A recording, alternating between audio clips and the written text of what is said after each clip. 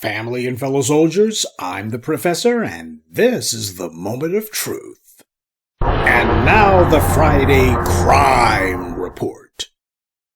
Redlands, California, Sunday, August 25th, 2024.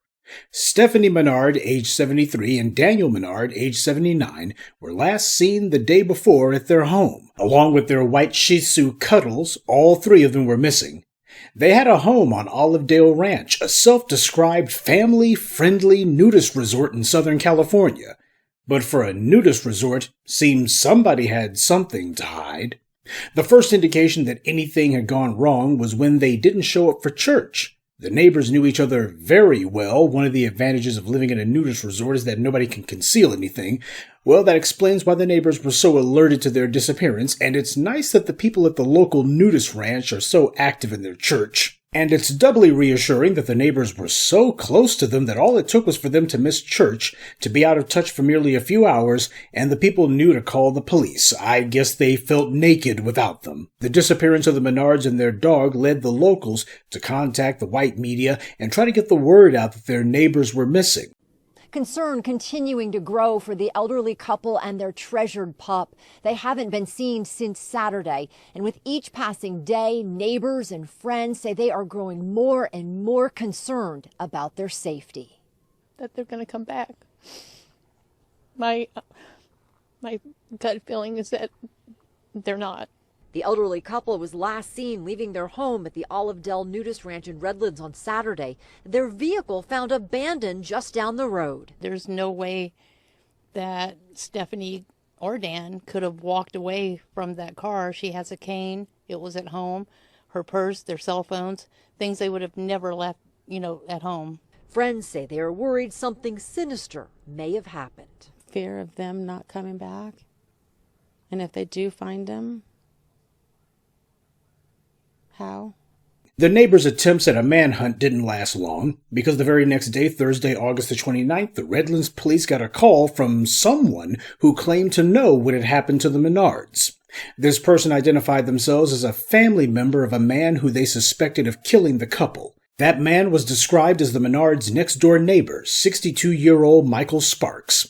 According to this tipster, Mr. Sparks was involved in the disappearance. He had admitted to killing two people and was threatening suicide. Yeah, when you live at a nudist resort, you can't really hide anything.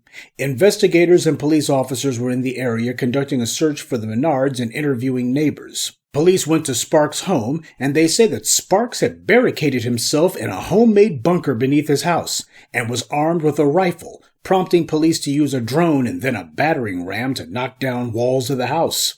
The police breached his house with a TAC Cat, a vehicle used by SWAT teams to navigate hazardous environments.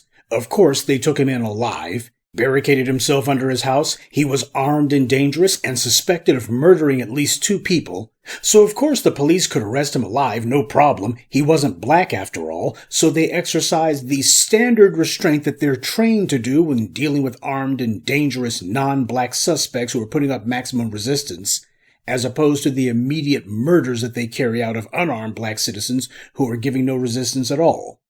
After Sparks was arrested, police brought in cadaver dogs, and this led them to the remains of two people who were believed to be the missing couple.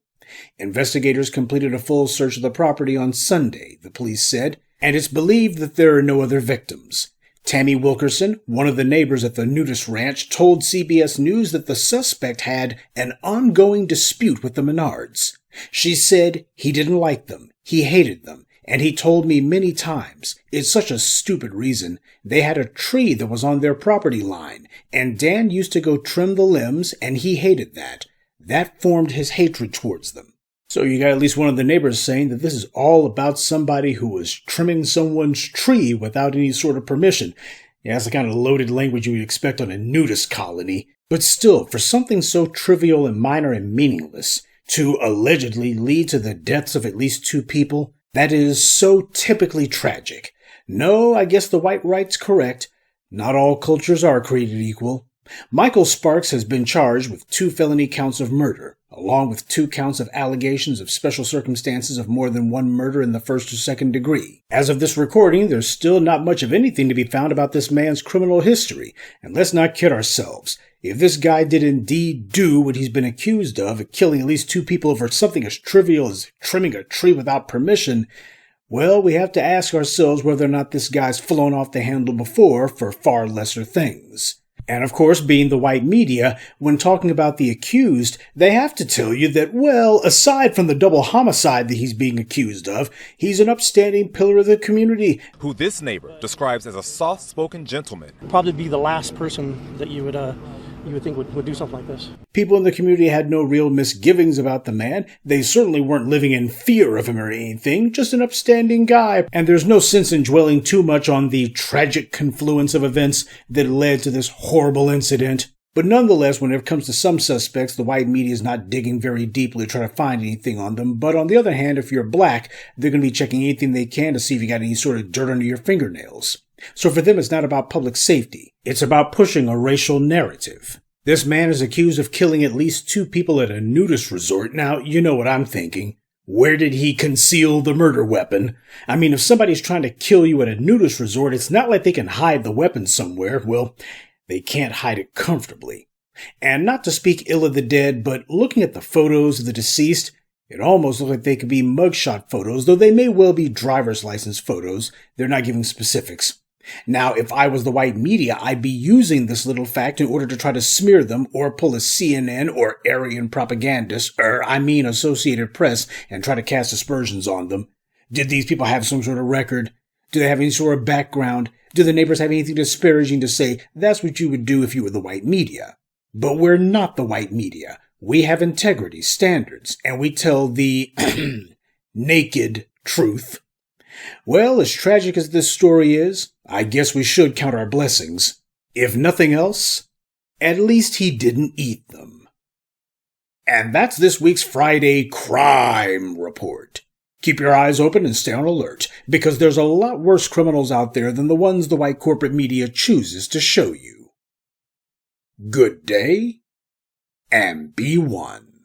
I'd like to take a moment to mention some of our contributors. Sabrina Scott, Kari Brasher, Liban Gurhan, Elaine Zanga, and Cedric Etheridge. Salute to them and thank you to everyone for listening, liking, and sharing this message. Black empowerment only exists because of you.